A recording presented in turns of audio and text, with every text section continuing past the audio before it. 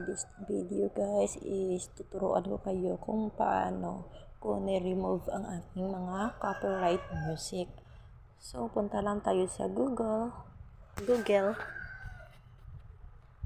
Tapos type lang natin YouTube Studio channel. Yan. Tapos sign in.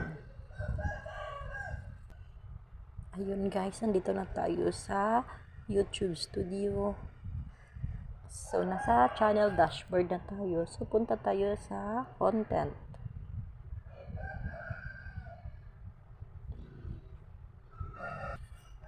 Kasi guys, may mga copyrighted music ako. So, kailangan natin i-remove or i-mute all songs. So, hanapin lang natin ang may copyright. Yun, may copyright. Yan, click natin ang copyright. Say details. Select action. Click lang natin. Mute song. Click lang ang mute song. Continue. Yan.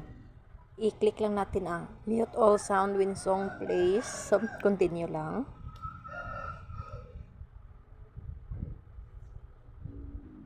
Mute. So, ganun lang siya.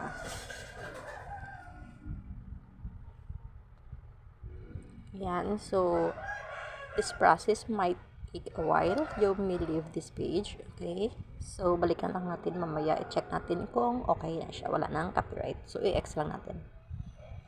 Okay? So, yun. Processing pa. So, may isa pa, may copyright pa ito. Same lang din gagawin. Say details. Select action. Mute song. Continue. Mute all sound when song plays. Continue. Mute.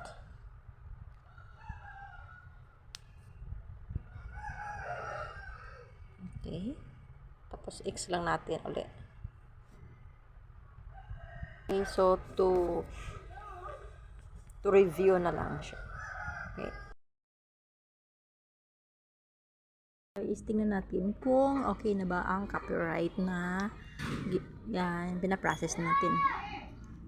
So, tingnan natin kung may copyright pa ba. Yung wala na, none.